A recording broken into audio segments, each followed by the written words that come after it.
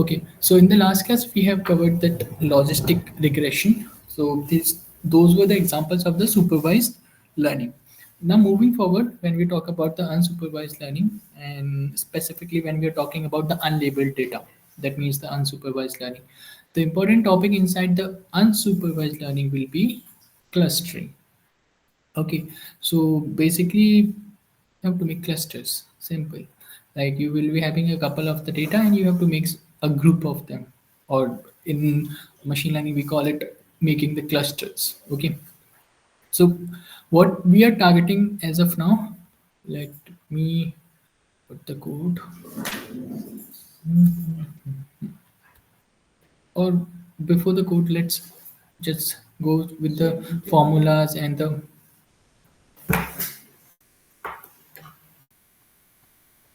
other things. Okay, sorry. Now,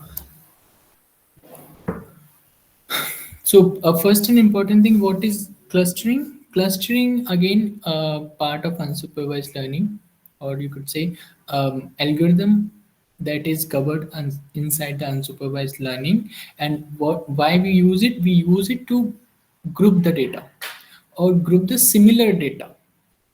For example, if you have repetition of the data or you have some common data inside two data, then what we usually do, we group the similar data and we call them clusters.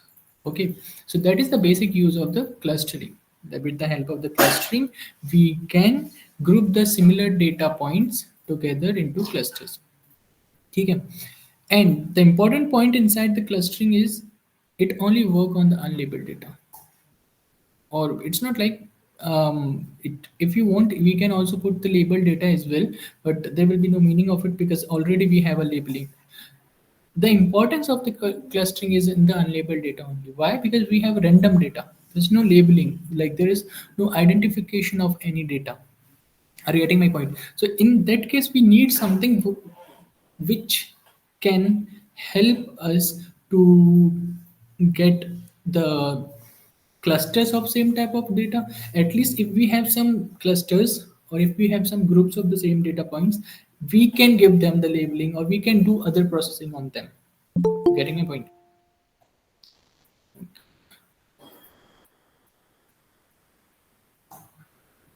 Okay. So why do we use clustering? To make groups or clusters of the similar type of the data. And if you want to know like how does this clustering work, it simply use the patterns.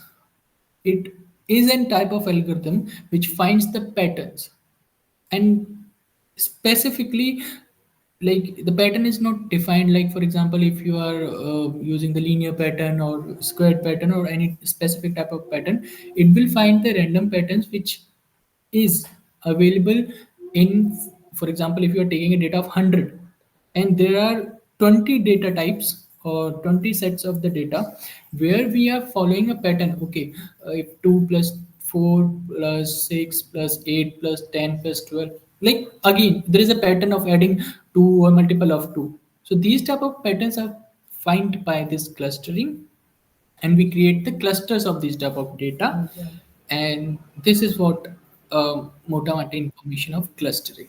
Okay, aren't we still doing some sort of labeling by grouping them? Yeah, that's what I was telling you कि एक बार हमारे पास जो data आ गया, अब हम उसकी labelling करेंगे या कुछ भी करेंगे, बट पहले हमें डेटा सेट और क्लस्टर्स बना रहे हैं। मतलब अनसुपरवाइज लर्निंग में मेन हमारा क्या होता है कि जो हमारा डेटा होता है वो क्या होता है, अनलेबल्ड। अब अनलेबल्ड डेटा से तुम कुछ कर नहीं सकते ना। एट द एंड हमें क्या करना है कि अपने मॉडल को ट्रेन करने के लिए या तो उसको बताना पड़ेगा कि ये क्लस्टर्स हैं, ये सेम टाइप ऑफ डेटा है, बट अगेन अभी तक आपने इनकी नेमिंग नहीं की, लेबलिंग नहीं की। फॉर द लेबलिंग, अगर आप क्लस्टरिंग से पहले ही आपको लेबल डेटा मिल रहा है फिर वो सुपरवाइज लर्निंग होगी। बट आपके पास अनसुपरवाइज डेटा था, आपने क्लस्टर्स क्रिएट किए, अब उन क्लस्टर से आप मॉडल ट्रेन कर रहे हो। अगेन लेबल अगर मैं करूंगा और मेरे पास डेटा पहले से है, then that is supervise learning. Okay, now After this, like for example, like take some example, real life examples of it. So for example, the I guess I have already asked this image compression. Remember? So, for example, you are compressing any image, and generally, what we do in image compressing, we reduces some time. There are multiple ways of compression. That is true, but for example, we reduces the number of colors by grouping the simple similar colors. Like what I am saying, for example, जो gradient आपको समझ आते हैं, जैसे कि मैं पीछे बात करूंगा, तो there are some gradients. तो हम क्या करते हैं कि हम ना जो सिमिलर कलर्स होते हैं ना उनको ग्रुप कर देते हैं। हम नहीं बोलते कि ये पीले के बाद फॉर एग्जांपल हर एक कलर का एक कोड होता है, F F C 602, F F C 601, 603, 605। इतनी डिटेल में ना जाने के बजाय ना हम क्या बोलते हैं, ये पूरा एफ एफ सी 600 है। हालांकि आपको देखने में उससे फर्क नहीं पड़ेगा। अगेन जब तक आप उसको पूरा वेक्टर इमेज बनाने नहीं चाह रहे हो, कुछ और नहीं, आपको बिल्कुल पता नहीं पड़ेगा कि इसमें क्या चीज डिफरेंस आई। बट जो इंफॉर्मेशन थी ना, जिस पूरा का पूरा मतलब ऑब्वियसली जब आप किसी इमेज को आप बाइनरीज में कन्वर्ट करने जाते हो, तो साइज बाइनरी में कन्वर्ट होगा और पिक्सल्स बाइनरी में कन्वर्ट होंगे, बट कलर ग्रेडिंग भी तो बाइनरी में भी कन्वर्ट होगी ना, कि इस पॉइंट पे, इस लोकेशन पे, इस एक्स और वाई लोकेशन पे ये एफ एफ सी 602 है, एक्स कॉमा वाई दूसरे पे एफ एक्स सी 603 है। तो बहुत ज़्यादा इन्फॉर्मेशन हो जाती है, तो हम क्या करते हैं, ग्रुप कर देते हैं, क्लस्टरिंग करते हैं। तो clustering is again a type of image compression. तो वहाँ पे हमने पूरे पीछे वाले बैकग्राउंड को जो मेरा है, अगर मैं मेरा जो बैंडविड्थ कम होती है तो ऑटोमेटिकली ये इसकी क्लस्टरिंग कर देता है। ठीक है। तो फॉर एग्जांपल अभी जो मेरे फेस के लाइटिंग कम है तो मैंने लाइट फिल्टर लगा लिया, तो वो भी क्या है, वो भी क्लस्टरिंग ही होगी, क्योंकि वो अगेन एआई मॉडल क्या करेगा, वो अपने आप से कलर्स डालेगा, बट पहले क्लस्टरिंग होगी। क्योंकि अगर तुमने क्लस्टरिंग नहीं की तो आपके पास बहुत ज़्यादा डेटा हो गया, बहुत ज़्यादा डेटा हो जाने की वजह से आपको मॉडल को कंट्रोल करने में दिक्कत आने लग जाती है। Less information, more modification that you can do. Lot of information, less modification, but better the model. मतलब इन शॉर्ट, क्लस्टरिंग की हेल्प से आप इमेज कंप्रेशन को एक एग्जांपल दे सकते हो कि ये भी क्या है, एक क्लस्टरिंग है, जब हम इमेज कंप्रेशन में कलर्स को ग्रुप कर देते हैं। ठीक है, सिमिलर टाइप ऑफ कलर्स को ऑलमोस्ट। ठीक है। नाउ अब तो और भी बहुत सारे एग्जांपल्स हैं। फॉर एग्जांपल अगर आपको क्या करना है, ऐसा समझो कि मैं एक रिसर्च करने जा रहा हूँ, ठीक है, और उस रिसर्च में मुझे क्या करना है, आर्टिकल्स, रिसर्च पेपर लिखना है, और उसके लिए मुझे आर्टिकल्स लिखने हैं या फिर कुछ और करना है। ठीक है। तो मैं क्या करूँगा, मैं डॉक्यूमेंट को कैटेगराइज करूँगा। ठीक है, मैं सिमिलर टाइप ऑफ आर्टिकल्स को एक जगह रखूंगा, similar type of research paper को एक फोल्डर बना के रखूंगा कि ये तो हो गए मुझे स्पेसिफिक इलेक्ट्रॉनिक्स के, ये हो गया मुझे स्पेसिफिक मशीन लर्निंग के, ये हो गया मुझे स्पेसिफिक आर्टिफिशियल इंटेलिजेंस के। तो वो भी क्या मैं कर रहा हूँ, कैटेगरी बना रहा हूँ। ठीक है। तो ये भी क्या एक एग्जाम्पल हुआ क्लस्टरिंग का। नाउ ये तो हो गई कहानी कि कैसे क्लस्टरिंग होती है, क्या क्लस्टरिंग होती है, but the important thing is क्यों क्लस्टरिंग करने की जरूरत क्या पड़ती है। सबसे पहली और इम्पॉर्टेंट बात जो मैंने आपको पहले एग्जांपल दिया कि 2+4+6+8+ ऐसा करके कुछ पैटर्न ढूंढने में, with the help of clustering algorithm you can find the hidden patterns और हिडन स्ट्रक्चर। अगर आप एक रैंडम डेटा उठा के दे रहे हो तो क्लस्टरिंग की मदद से आपको क्या पता पड़ जाएगा, एक हिडन पैटर्न अगर उसमें कोई होएगा तो आपको पता पड़ जाएगा, और कोई स्ट्रक्चर अगर हिडन होगा वो भी क्या हो जाएगा, पता पड़ जाएगा। एक ये इंपॉर्टेंस है इसकी। और दूसरा होता है कि ये क्या करता है, हमारे जो डेटा होता है ना अनसुपरवाइज लर्निंग में, बहुत कॉम्प्लेक्स डेटा होता है, और क्लस्टरिंग की मदद से हम अपने डेटा की कॉम्प्लेक्सिटी को क्या कर सकते हैं, कम कर सकते हैं। क्यों, ग्रुपिंग हो गई, डेटा पॉइंट्स हमारे बन गए, और क्लस्टर्स एक बार बन गए तो हमारे पास मतलब जो हम 1000 पीसेस देख रहे थे वो 1000 पीसेस ना रह के 100 पीसेस हो गए। तो जो डेटा कॉम्प्लेक्सिटी है वो भी क्या हो जाती है, रिड्यूस हो जाती है। नाउ अब क्लस्टरिंग एल्गोरिथम में आती हैं दो तीन चीजें। जो आप ऐसे बोलो कि ये टाइप्स होते क्लस्टरिंग के, इसमें बहुत फेमस एक है के मीन्स क्लस्टरिंग। ठीक है, जिसमें हम के क्लस्टर्स कुछ बनाते हैं, देखते हैं अभी, उसको हम बोलते हैं के मीन्स क्लस्टरिंग, जिसमें हम पूरे डेटा को किसमें डिवाइड करते हैं, के क्लस्टर्स में। और कैसे करते हैं, कुछ प्रॉक्सिमिटी वगैरह होता है, अभी के करके हम देखते हैं डिटेल में। और दूसरा होता है हायरार्किकल क्लस्टरिंग। नाम से ही पता पड़ रहा है कि हम हायरार्की के हिसाब से क्लस्टर्स बनाते हैं। और हायरार्की के हिसाब से क्लस्टर्स बनाने का मतलब है कि 1 2 3, लाइक एक ट्री जनरेट होता चला जाता है। Are getting my point? तो पहला तो होगा के मीन्स के थ्रू करते हैं, देखते हैं के मीन्स क्या होता है। अगर आपने मैथ में पढ़ा होगा तो वेल एंड गुड, बट के मीन्स के थ्रू पहला टाइप हो गया। दूसरा हो गया हायरार्किकल क्लस्टरिंग, जिसमें ट्रीज की तरह एक पैटर्न बन के हमारे पास आ जाता है। और ना ट्रीज की तरह होगा तो टॉप टू डाउन, जो नॉर्मल बॉटम अप, और अगर एक लीनियर डेटा या वो डिवाइड नहीं हो रहा तो वही आइदर इंक्रीजिंग और आइदर डिक्रीजिंग एक हायरार्की हमारे पास बन के चली आती है। जो तीसरा होता है वो होता है डीबी स्कैन। मतलब ऐसे नहीं उसको नाम स्कैन है, बट उसको बोलते हैं शॉर्ट में डीबी स्कैन, या फिर ऐसा बोलो DBSCAN, बट हम बोलते हैं डीबी स्कैन। डीबी स्कैन क्या होता है, density based spatial clustering of application with noise. In short, जो हमारा मतलब जो डीबी स्कैन होता है उसमें हम क्या कर रहे होते हैं कि डेटा अगेन है हमारे पास, और उस डेटा को based on the density D, and एक बार हमें पता पड़ गया कि कोई डेटा है डेंसिटी के हिसाब से, तो ऑब्वियसली क्लस्टर्स बनाने ही बनाने हैं, बट हम ना उसके आसपास की नॉइज भी देखते हैं। नॉइज क्या, कि अगर मैंने एक क्लस्टर बना लिया, अब कहीं ना कहीं तो आपको एक लिमिट पे आकर रोकना पड़ेगा ना क्लस्टर के लिए भी। कि फॉर एग्जांपल मैं बोल रहा था कि मैं कलर ग्रेड बना रहा हूँ, मैंने FF 602 603 6010 तक मैंने 600 में ग्रुप कर दिया, कि 600 मतलब 601 से लेकर 10 तक, बट 11 पे तो आके मुझे रुकना पड़ेगा ना। और 11 तो चलो तब भी एक का डिफरेंस आ गया, कोई एग्जाम ऐसे होता नहीं कलर, पर फिर भी 10.5 आ गया या 10.4 आ गया, तो आसपास की जो नॉइज होती है ना, वो भी हमें क्या करनी होती है, खत्म करनी होती है। क्योंकि अगर आप नॉइज को खत्म नहीं करोगे तो आप क्लस्टर तो कभी बना ही नहीं पाओगे, क्योंकि आपका क्लस्टर बढ़ता ही जाएगा।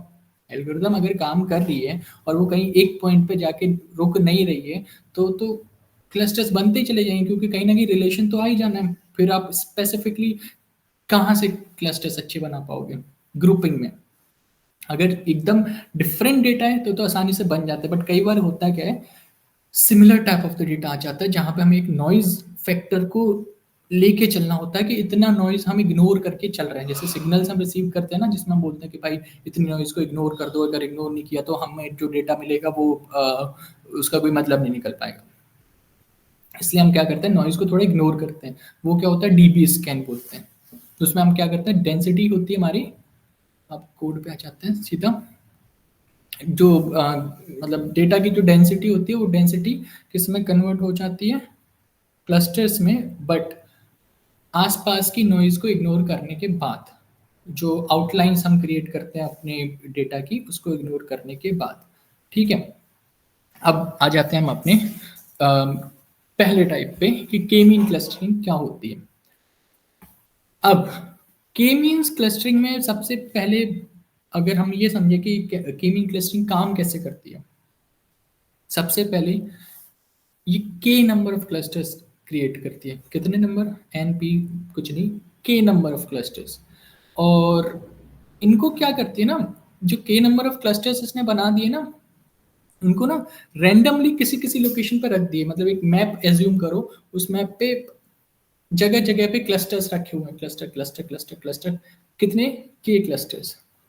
अब उन के क्लस्टर्स को सेंट्रोइड मान के, मतलब एक सर्कल का सेंट्रोइड मान के, सेंटर ना बोल के सेंट्रोइड, क्योंकि 3D में सेंट्रोइड मानने के बाद उनको वो इनिशियल पॉइंट मानेगा, और उन इनिशियल पॉइंट के थ्रू क्या करेगा, क्लस्टर्स क्रिएट करेगा।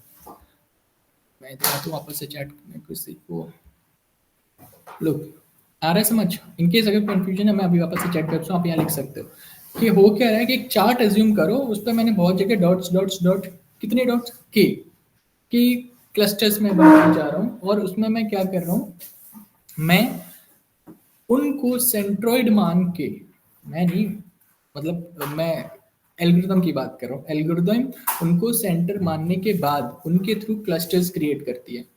सेंटर बना लिया, सेंट्रोइड, 3D इसलिए सेंट्रोइड बोल लो, और उनके थ्रू क्या करेगी, ये क्लस्टर्स क्रिएट करेगी। आ रहा है कुछ समझ?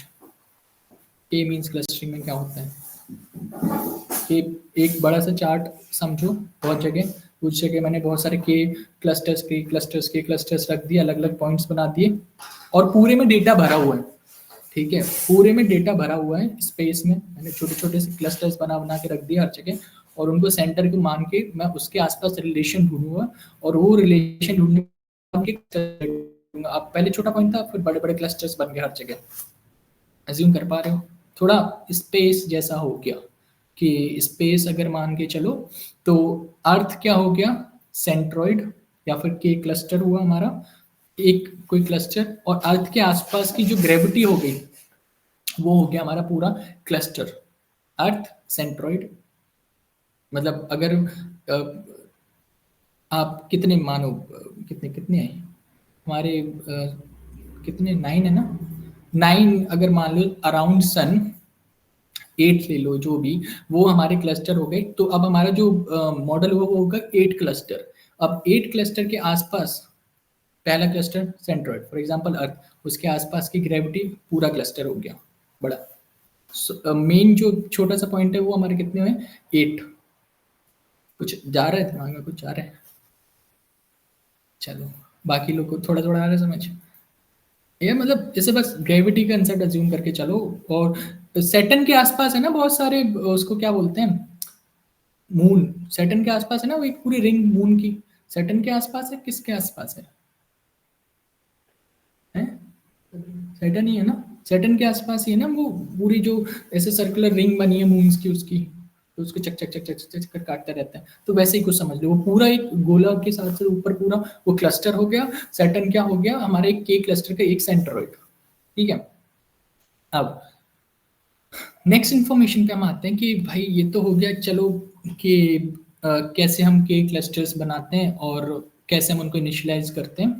मतलब कि पहले तो नंबर बना लेते हैं कितने के, सेलेक्ट कर लिया हमने एल्गोरिदम, एल्गोरिदम सेलेक्ट करती है, फिर उनको सेंट्रोइड मान के अपनी एल्गोरिदम को स्टार्ट करती है, इनिशियलाइज करती है, जिससे कि आसपास वो क्लस्टर्स बना सके। अब ये प्रोसेस तब तक रिपीट होता है, इसको हम बोलते हैं रिपीट अंटिल कन्वर्जेंस। यानी कि आप ऐसे समझो, आसपास के जितने भी डेटा पॉइंट होंगे वो क्लोजेस्ट सेंट्रोइड से आके क्या करेंगे, एक्सेस करेंगे। क्लोजेस्ट सेंट्रोइड कैसे समझाऊं, हाँ, अब वापस से सौरमंडल में आ जाते हैं हम। अब सौरमंडल में थोड़ा मैं हिंदी के वर्ड यूज करता हूँ, थोड़ा आसान लगता है। तो एक ग्रह है हमारे पास, एक प्लेनेट है फॉर एग्जांपल अर्थ। अब एक ना उल्का पिंड आ रहा है, उल्का पिंड को इंग्लिश में क्या बोलते हैं, कोई बताएगा? Asteroid? हाँ, एस्ट्रॉयड। अब एस्ट्रॉयड आ रहा है, ठीक है, एज्यूम करो कोई एस्ट्रॉयड है। रिकॉर्डिंग चढ़ेगी तो ये जाएगा, पता नहीं कौन सी क्लास चल रही है एस्ट्रोनॉमी की, नहीं। देखो, अर्थ है, अर्थ को मानो ये हमारा सेंट्रॉयड है के क्लस्टरिंग का। अब उसके आसपास और भी बहुत सारे के क्लस्टर्स हैं, कितने, 8 है फॉर एग्जाम्पल।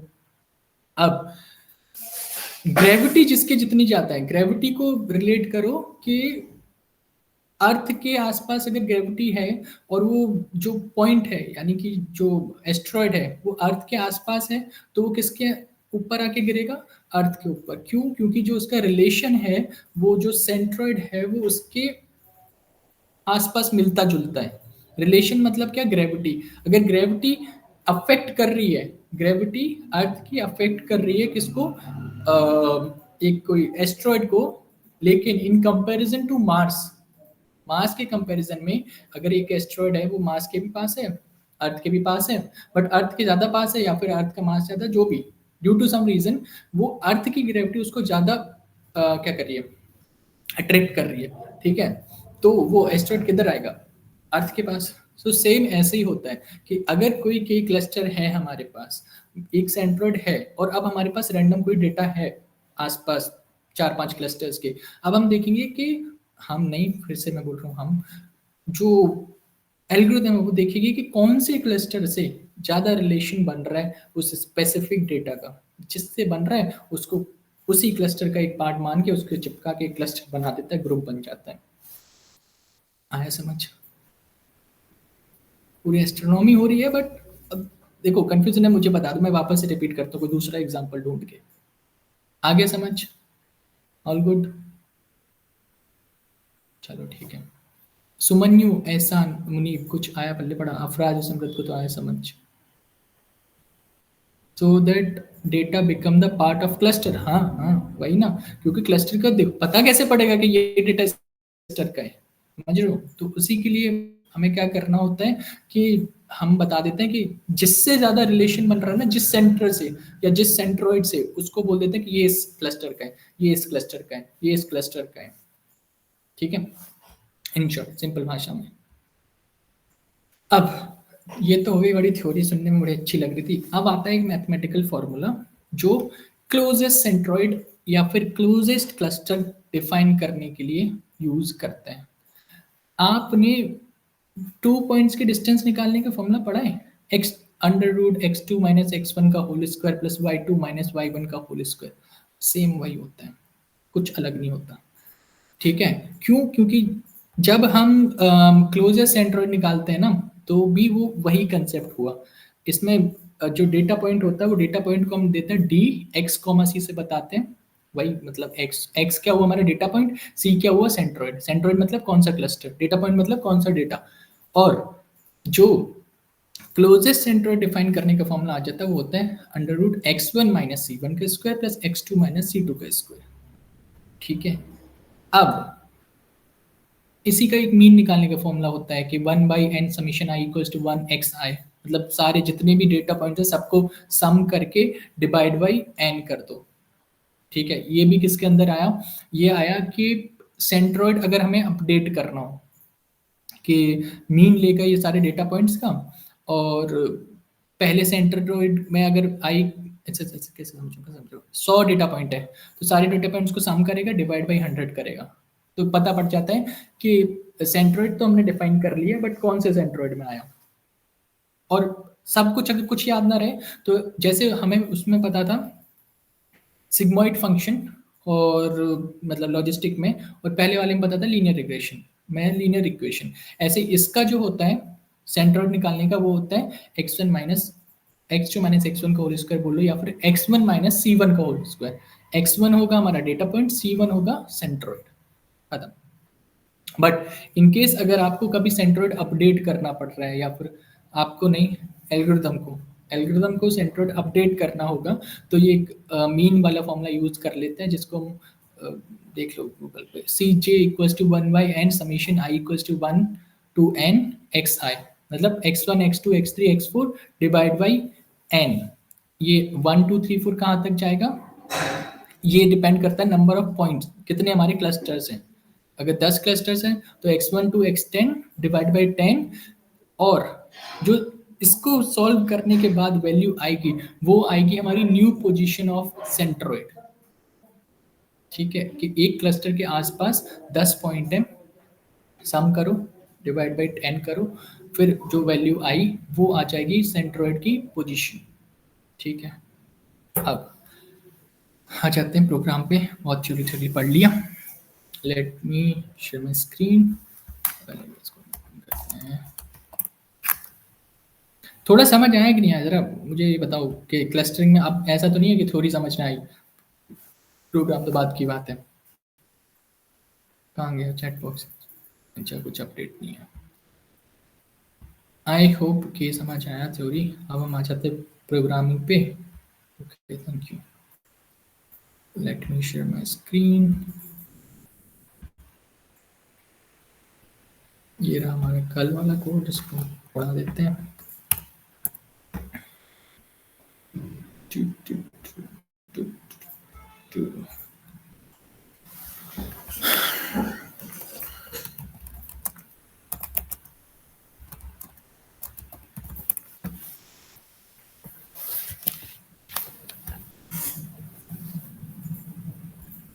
One second.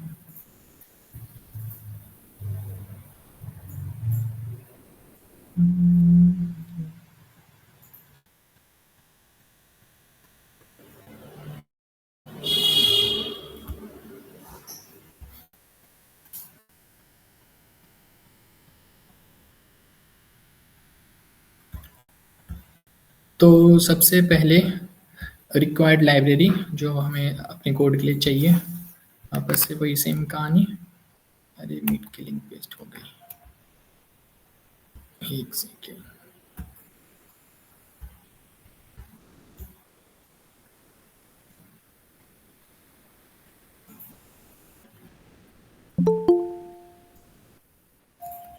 अभी कौन आ रहा है? मोहम्मद अली। 32 मिनट्स। आप लेट हो गए मोहम्मद अली, कोई बात नहीं, एटलीस्ट मैंने तो किया। ठीक है, अब कितनी लाइब्रेरीज हमारी यूज़ हो रही हैं? नमपाई, पांडास, उनके बिना तो कोई भूल ही जाओ ये कुछ भी काम करने वाली है, क्योंकि डेटा की जब भी बात आएगी तो इनके बिना पॉसिबल ही नहीं है नमपाई पांडास की। ठीक है, मैटप्लोट्लिब क्योंकि मैं प्लॉट कर रहा है। अब जो यहाँ पे sklearn डॉट क्लस्टर, और वैसे आपको पता है ये from sklearn dot cluster import के मीन्स, मतलब ऐसे क्यों लिखते हैं इसको, मतलब फ्रॉम ये इम्पोर्ट के मीन्स, इसका मतलब क्या हुआ? जरा मैं होगा, हाँ कहाँ गया कहाँ गया, हाँ ज़रा बताओ कि मतलब ये लिखा ना, from sklearn dot cluster import K means not to import the whole library, मतलब तो लाइब्रेरी कौन सी हुई, sklearn dot cluster K means?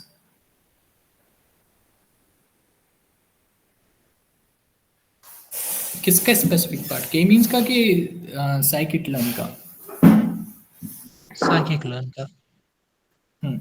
In case अगर आपको मतलब समझाने का कुछ पता पड़े तो इसको ऐसे बोल सकते हो कि sklearn डॉट क्लस्टर डॉट के मीन्स इम्पोर्ट, अगर हम करें तो हम सीधा बोलते हैं sklearn डॉट क्लस्टर डॉट के मीन्स, कि मतलब साइकिट लर्न में क्लस्टर और क्लस्टर में के मीन्स। ठीक है, अब आ जाते हैं अपना डेटा सेट उठाते हैं एक सस्ता सा। ये रहा हमारा डेटा।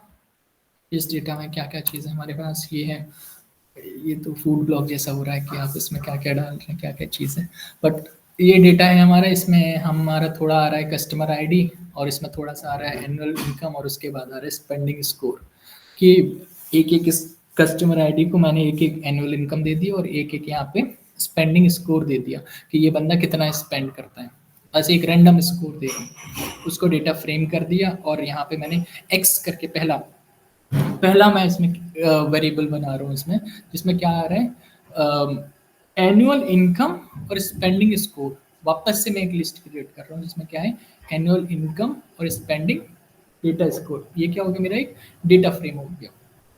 नाउ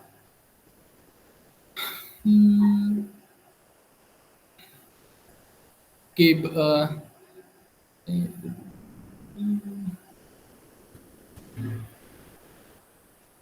अब इसका फंक्शन लिख लेते हैं हम यहाँ पे।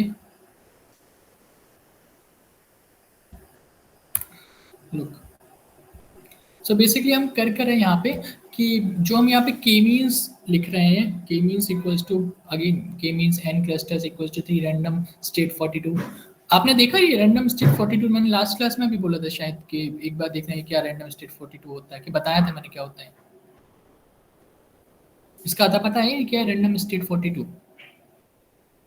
आपने कहा था ये स्प्लिट करता है रैंडमली इसको, हमारे जो डेटा होता है तो किस 42 बराबर लिखो, बीच। 52 लिखूंगा तो इसका कुछ बोला था?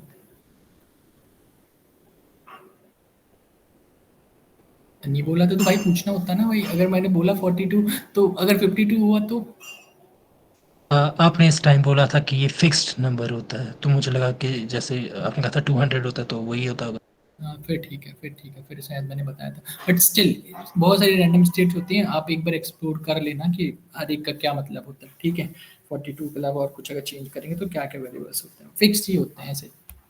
ठीक है, नाउ अब ऐसे कोड पे आते हैं हम कि पहला यहाँ पे n क्लस्टर्स इक्वल्स टू 3 है, ये क्या है, ये हमारे स्पेसिफाई कर रहा है नंबर ऑफ क्लस्टर्स कितने हमें क्रिएट करने हैं, यानी कि हमें k इक्वल्स टू कितना दिया हुआ है 3, हम कितने के मीन्स बनाने वाले 3, के की वैल्यू कितनी है 3, रैंडम स्टेट 42 के मतलब फिक्स्ड, आप ऐसा समझो कि रैंडम इनिशियलाइज करने के लिए हम जो सीड वैल्यू देते हैं ना, स्प्लिट करना बोल लो या फिर सीड वैल्यू बोल लो, वो क्या हो गया, वो हमने एक स्पेसिफिक कोड उसके लिए होता है जिसमें हमने एक 42 यूज किया, जो रैंडमली डेटा में सेलेक्ट करके दे देगा। ठीक है। अब नेक्स्ट जो हमने यहाँ पे लिखा है define cluster equals to K means dot labels, और अगेन मतलब डिफाइन, सॉरी सॉरी सॉरी क्या हो गया मुझे, जो data frame cluster equals to K means dot labels लिखा है मैंने, जो लेबल कर रहा हूं मैं कि क्लस्टर नाम का एक कॉलम अपने डेटा फ्रेम में ऐड कर रहा हूँ, कि जो लेबलिंग नाम का मैंने केमीज डॉट लेबल करके एक डेटा बनाया, उसको मैं डीएफ क्लस्टर लिख रहा हूँ ऐसे। तो इसको हम किस लिए यूज करते हैं कि जो अब केमीज डॉट लेबल्स नाम का डेटा फ्रेम है, उसमें एक नया कॉलम ऐड होगा जिसका नाम होगा क्लस्टर। ठीक है। और जो केमीज डॉट लेबल्स अब हमारे पास डेटा बन के आएगा वो क्या होगा, वो क्या है, उसमें क्या है,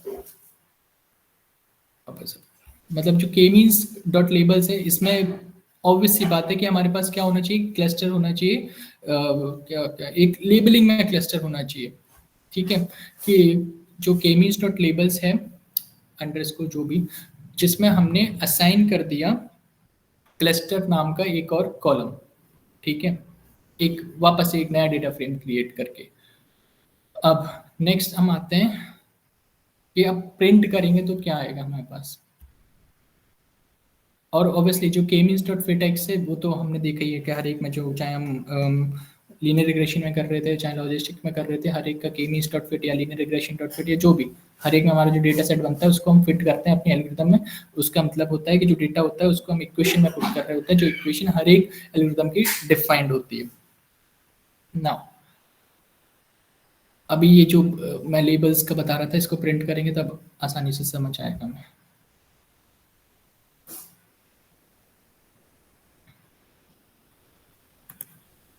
फॉर एग्जाम्पल ये तो प्रिंट हो गया, इतना आलस है जीवन में, प्रिंट डीएफ भी मैं कॉपी पेस्ट करता हूँ।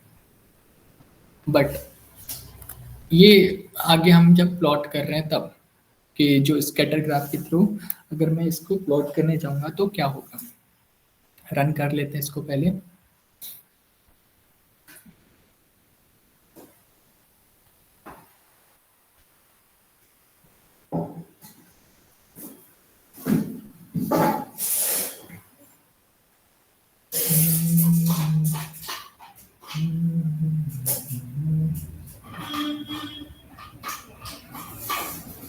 क्या हो गया इसको,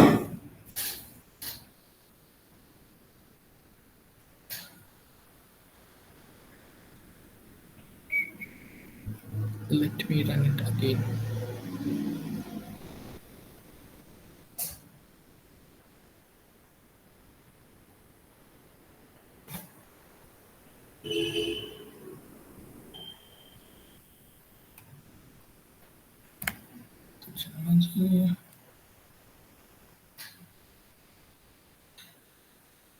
पता नहीं क्यों मेरा कुछ प्लॉट होके नहीं आ रहा है, ये वीएस कोड को कुछ नाराजगी हो गई है। मैं कोड ग्रुप पे डाल रहा हूँ, एक बार आप लोग ट्राई करिए। हम्म, आ गया आ गया आ गया आ गया आ गया आ गया आ गया आ गया आ गया। ये थोड़ा लैग कर रहा है आज मेरा पीसी, पता नहीं क्यों। लुक, तो बेसिकली ये जो अभी ग्राफ में शेयर करता हूँ, फिलहाल हम डेटा देख लेते हैं कि हमने एक कस्टमर आईडी ये रही 0123, एनुअल इनकम ये रही डॉलर्स में। ठीक है। सॉरी कस्टमर आईडी ये रही, और ये हमारा इंडेक्सिंग है 1 2 3 4 5 6, ये हो गया कस्टमर आईडी 0123 जो प्री डिफाइंड है। स्पेंडिंग स्कोर ये रहा, क्लस्टर 202021111। अब ये क्या है कि मतलब जो हम बोल रहे थे अभी तक कि क्लस्टर्स बनाता है, डेटा फ्रेम्स बनाता है। यस सिमरत। से क्लस्टरिंग किस बेसिस पे हो रही है? जो हमने इक्वेशन पढ़ी थी ना, x2 - x1 का होल स्क्वायर, जो नहीं हमने एज़ इन यहाँ पे ना हमारे पास मल्टीपल डेटा पहला इनकम है। एनुअल इनकम, स्पेंडिंग स्कोर दो ही है, एक x1 है एक c1 है, और दोनों के x1 - c1 का whole square plus x2 - c2 का होल स्क्वायर अंडर रूट में जाने के बाद ये एक वैल्यू बनाता है, और हर एक के क्लस्टर्स बना रहे हैं। x1 और c1 हमारे क्या है यहाँ पे, ये सफराज। सर ये कैसे डिटरमाइन होता है कि x1 कौन होगा और c1 कौन होगा? जो हमने खुद ही तो दिया है। लुक, डेटा फ्रेम किसने क्रिएट किया? हमने क्रिएट किया। एक्स इक्वल्स टू हमने क्या लिखा है? डेटा फ्रेम एनुअल इनकम और स्पेंडिंग स्कोर, और वो एक्स को ही हमने किस में फिट किया है? के मीन्स में। के मीन्स क्या है? जो हमने इक्वेशन अभी पढ़ी थी। सेम तो लीनियर रिग्रेशन में ही कर रहे थे ना, कि जहां पे हम लिख रहे थे dot fit X comma Y. X और वाई क्या हो रहे थे? जो हमारी वैल्यूज थी, जो हम एक्स वाई को किस में क्रिएट करते थे? डेटा फ्रेम्स में। तो मतलब हम खुद ही असाइन कर सकते हैं कि ये भाई, एक्स अगर दोनों का अगर सेम। अगर मैं असाइन नहीं करूंगा, तो अगर मशीन लर्निंग को ये तो बताना पड़ेगा ना कि किस पे एल्गोरिदम लगानी है। एल्गोरिदम वो खुद लगा लेगा, पर कौन से डेटा पे एल्गोरिदम लगानी है तो हम बताएंगे ना, वरना तो फिर क्या ही फायदा है। हाँ तो जमा, या फिर 5 मिनट्स और करते रहे। सॉरी, देखो, तो ये हमारा क्या आया कि sorry, coming back two point, 2020211 ये आ रहे हैं क्लस्टर्स, लेकिन इनका मतलब क्या है? कुछ आया समझ? कि मतलब अगर मैं ये बोलूँ कि इसका क्लस्टर 2 है, इसका क्लस्टर 2 है, इसका क्लस्टर 0 है, इसका क्लस्टर 1 है, इनके बीच में कुछ रिलेशन आ रहा है क्या? स्पेंडिंग स्कोर में या फिर किसी भी चीज़ में कहीं कुछ रिलेशन ऊपर से देखने पर समझ आ रहा है क्या? क्या लगता है? अभी मैं ग्राफ शेयर नहीं करूँगा, जब मैं ग्राफ आपको शो करूँगा तब आपको दिखेगा, बट फिलहाल अभी बस डेटा देखो। अभी कुछ समझ आ रहा है क्या? बोलो ना, क्योंकि कुछ समझ आना भी नहीं है। कैसे अच्छा का, क्योंकि रैंडम डेटा आपको थोड़ी पता कि आपने डिस्टेंस कैलकुलेट कर लिया। लेकिन अब क्लस्टर डिफाइन करने के बाद अगर मैं इसका ग्राफ जब मैं प्लॉट करता हूँ, उसको शेयर करता हूँ, let me share it again. Graph कैसा आता है इसका? आए graph,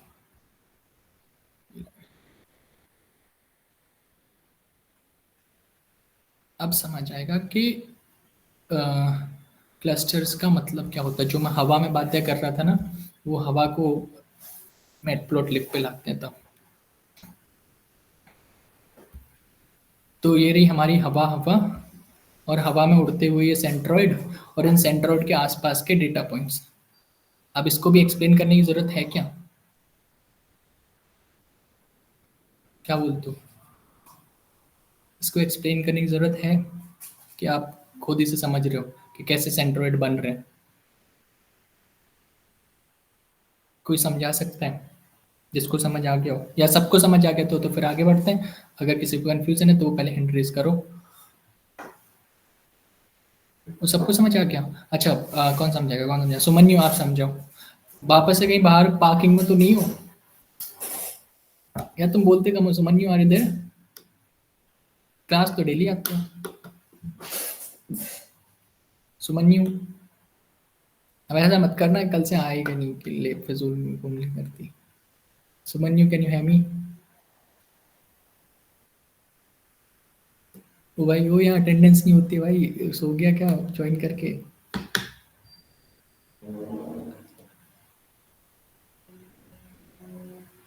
last attempt trying to fetch Sumanyu data, अरे देर।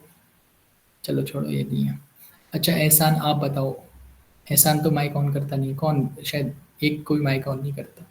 आप कोई बता सकते हैं? एहसान बताओ, आप माइक ऑन कर सकते हो? क्या समझ आ रहा है ये ग्राफ देख के?